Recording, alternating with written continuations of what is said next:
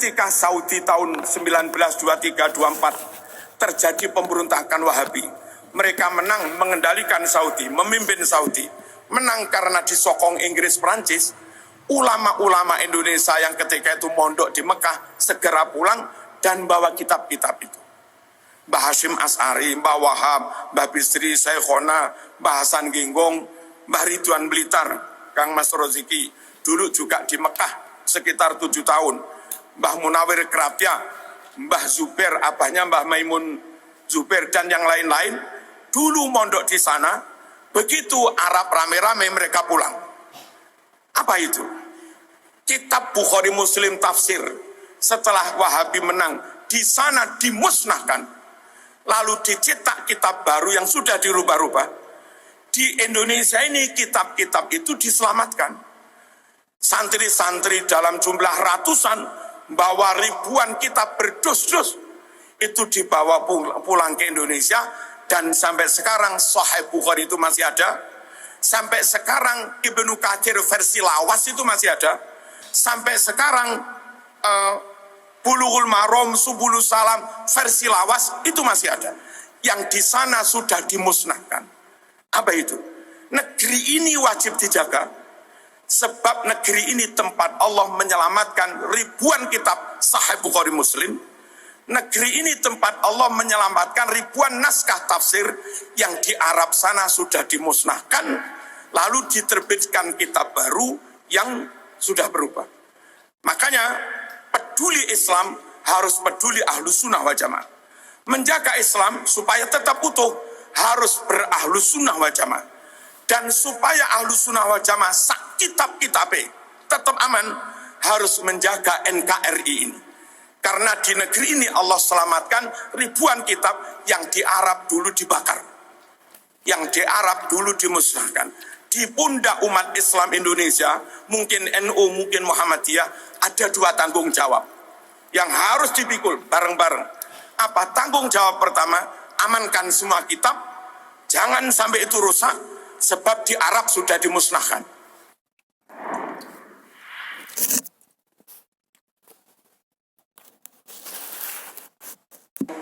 Para ulama-ulama kita dari zaman dahulu sampai zaman sekarang, ketika mereka berdakwah, ketika mereka menyeru kepada tauhid, ketika mereka mengingkari kebiasaan-kebiasaan yang ada di tengah-tengah masyarakat, maka kita akan dapatkan juga mereka akan mendapatkan apa yang didapatkan oleh para nabi dan para rasul tersebut. Mungkin saya bisa memberikan satu contoh. Saudara-saudaraku muslimin dan muslimat, saya memberikan satu contoh. Contoh yang saya berikan ini ya, untuk agar kita berhati-hati di dalam berbicara, untuk kita berhati-hati dalam memvonis, untuk kita berhati-hati dalam menuduh. Karena memvonis, menuduh seorang muslim, apa yang dia tidak lakukan, ini konsekuensinya berat. Allah Subhanahu wa taala menyebutkan dalam Al-Qur'an, alladzina yu'dzuna al-mu'minina wal mu'minat bighairi maktasabu faqad ihtamalu buhtanan wa itsman mubina.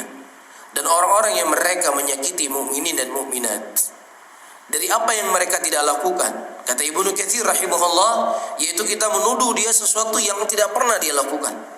Faqad ihtamalu buhtanan wa itsman mubina, dan sungguh dia telah membawa dosa yang sangat besar. Dan Nabi SAW menyebutkan dalam hadisnya, innal abda la yatakallam bi kalimatin, sesungguhnya seorang hamba berbicara dengan sebuah pembicaraan yang pembicaraan tersebut membuat Allah Subhanahu wa taala murka dan dia tidak sadar itu merupakan ucapan yang binasa. Allah Subhanahu wa taala akan menggiring dia ke dalam neraka jahanam.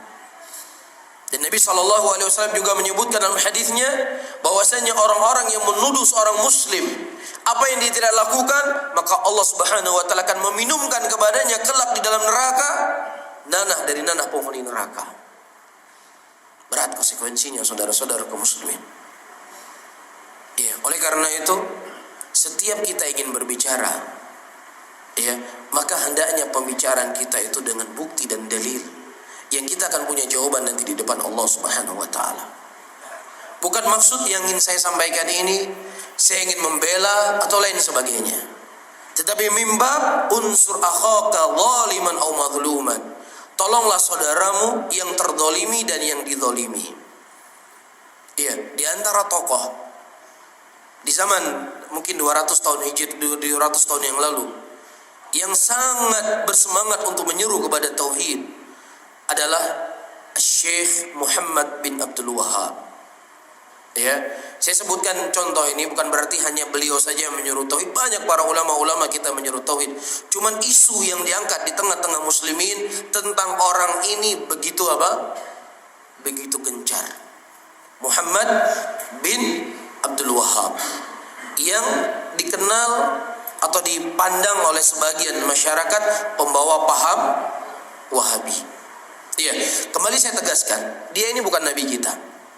Dia bukan nabi kita. Nabi kita siapa?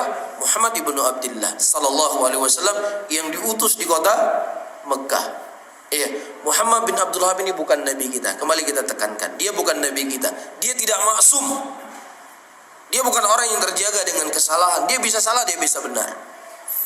Dia bisa salah dan bisa benar. Cuma kita ingin menduduki dia pada tempatnya. Apakah dia pantas untuk kita celah ataukah tidak? Apakah pantas untuk kita muliakan ataukah tidak? Karena sebuah kezaliman kita membela orang yang tidak pantas untuk kita bela.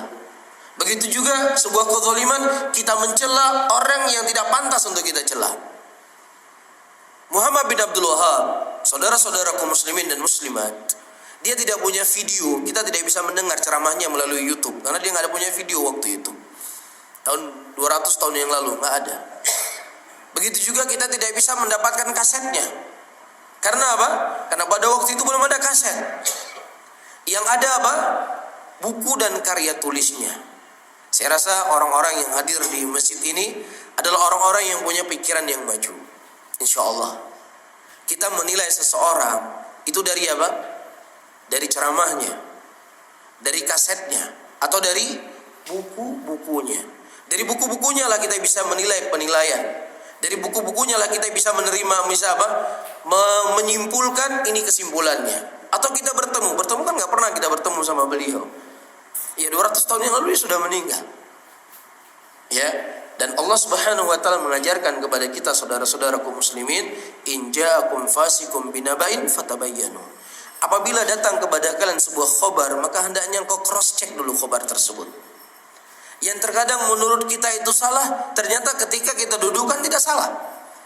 Pernah ada bapak dan ibu-ibu di zaman Rasulullah SAW, ada seorang wanita yang dia mengadu kepada Nabi SAW perihal suaminya. Dia mengatakan, ya Rasulullah, suami saya ini setiap saya sholat saya dipukul sama dia. Kira-kira ini suami baik atau enggak? Istrinya lagi sholat digebuki sama dia. Ini kalau kita dengar ini suami baik atau tidak? Mungkin kalau ada orang cerita sama kita akan mengatakan, yo manusia bukan manusia Leo. Masa istrinya sholat dipukuli, digebuki? Ini kan kurang ajar. Kemudian ya Rasulullah, suami saya ini setiap saya puasa selalu dibatalkan puasa saya. Nah ketika kita mendengar khabar yang seperti ini, mungkin kita sudah akan ada kesimpulan ini suami yang gak baik. Tapi Nabi kita Muhammad SAW orang yang sangat punya hikmah dan kehati-hatian. Beliau dudukan suami dan istri tadi. Ya, didudukan berdua. Kemudian Rasulullah SAW bertanya kepada suaminya tadi, wahai fulan, kenapa engkau setiap istrimu sholat engkau gebuki dia, engkau pukul dia, kenapa? Cross check. Dalam keadaan Rasulullah menerima wahyu, bisa saja beliau putuskan, tapi beliau ingin tanya, kenapa? Kemudian kata suaminya ini, ya Rasulullah, istri saya ini kalau sholat sunat, sholatnya panjang sekali.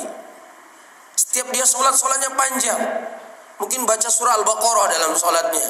Berapa juz Al-Baqarah? 2,5 juz. Berapa jam dia mau sholat?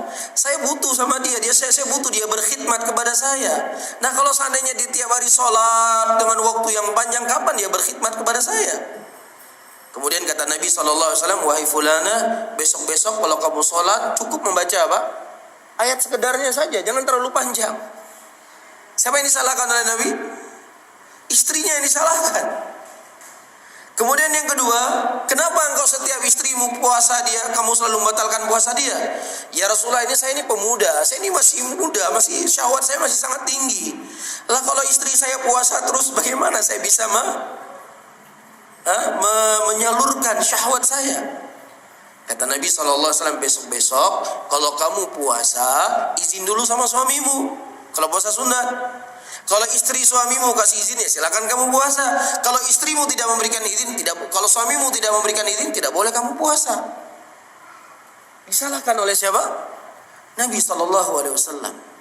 Begitu juga datang orang-orang kepada Rasulullah, ya Rasulullah, pimpinan pasukan kami setiap sholat itu selalu bacanya Qul Allahu Ahad, Qul Allahu Ahad. Rasulullah nggak berkomentar, si anjing yang aneh baca aneh itu pelain kenyanto yang dihafal, nggak ada. Rasulullah nggak menghina orang tersebut, Rasulullah nggak menjatuhkan orang tersebut. Tapi kata Nabi SAW, coba engkau tanya kepada dia, kenapa dia setiap sholat membaca Qul Allahu Ahad, Qul Allahu Ahad, kenapa? Kemudian ketika ditanya, ya Rasul, ya wahai fulan, aku membaca surat Qul Huwallahu Ahad Al-Ikhlas dikarenakan aku sangat mencintai ayat ini. Kemudian diadu kepada Nabi SAW. Kemudian Rasulullah memuji orang tersebut, dipuji oleh Nabi SAW. Inilah akhlak dan adab yang perlu untuk kita ketahui, yang diajarkan oleh Nabi kita Muhammad SAW ketika kita menyikapi sesuatu, apalagi kehormatan seorang Muslim. Ini konsekuensinya berat, saudara-saudaraku muslimin. Sehingga tidak ada cara untuk kita mengetahui pemikirannya Muhammad bin Abdul Wahab kecuali dari apa? Dari kitab-kitabnya. Ada beberapa banyak kitab yang ditulis oleh dia ini. Yang pertama Ushulul Tsalatsa. Kitabnya tersebar di seluruh dunia. Silakan dibaca. Kitab dia Kitabut Tauhid, Kasyfus Syubhat, Qawaidul Arba, Ushulus Sittah. Iya, dan cucu-cucu beliau telah mengumpulkan 16 jilid. Judulnya Durrus Saniyah, yang isinya adalah surat-surat atau risalah-risalah yang ditulis oleh Muhammad bin Abdul Wahab dalam dakwah beliau.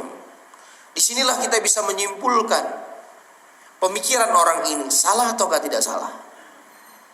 Bukan hanya sekedar menerima omongan, bukan hanya sekedar katanya. Sungguh sangat indah apa yang disebut oleh seorang penyair Arab. Ya banal kiram ala tadnu fatubsiru ma qad ahdatsuka faman ra'in kaman samia. Wahai saudaraku yang mulia, marilah mendekat.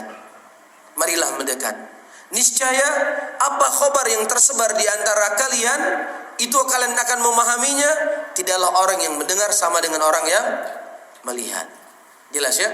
Saya di sini bukan maksud ingin membela, tidak. Ya, membela dalam arti kata apa yang saya ucapkan itu dibenarkan. Nggak mesti, silakan diambil, silakan tidak diambil. Tetapi yang ingin saya sampaikan, jangan sampai ada hal-hal yang kita ucapkan, apa yang kita tahu, membuat catatan amalan dosa kita di hadapan Allah Subhanahu wa Ta'ala. Ini maksud dan tujuan saya. Iya, di antara hal-hal yang begitu deras isu yang dilontarkan kepada Muhammad bin Abdul Wahab, saudara-saudara kaum muslimin, dia ini menghancurkan makam-makam wali-wali yang ada di Arab Saudi. Ini isu yang paling santer. Dia menghancurkan apa? Makam-makam para wali itu dihancurkan semua oleh dia di Arab Saudi, diratakan semuanya. Nah, ketika kita mendengar khabar seperti ini, ada dua hal yang perlu kita lakukan. Pertama, cross check. Benar nggak dia melakukan perbuatan ini ataukah tidak? Jelas ya? Yang kedua, kalau seandainya dia benar melakukan ini, apakah ini menyelisih dalil dari Al-Quran dan Sunnah ataukah tidak? Nah, ini dua hal. Kita orang yang insya Allah orang yang berakal melihat ini dari dua sisi. Pertama, dalam sejarah memang benar. Dalam sejarah memang benar bapak-bapak dan ibu-ibu Muhammad bin Abdul Wahab menghancurkan semua kubah-kubah, kuburan-kuburan yang ditinggikan, semua diratakan dengan tanah. Dan sampai hari ini di Arab Saudi, bapak-bapak dan ibu-ibu yang pernah ke Baqi atau ke Syuhada Uhud, makam di sana semuanya rata dengan tanah. Tidak ada seperti di tempat kita. Ya, karena memang di Arab Saudi ulama-ulama yang ada di Arab Saudi atau yang menjadi MUI-nya, ya, itu semua adalah cucu-cucu Muhammad bin Abdul Wahab. Jadi bapak dan ibu-ibu kalau mendengar seorang syekh, Alu Syekh itu artinya apa? Keluarganya dia, cucu-cucunya dia.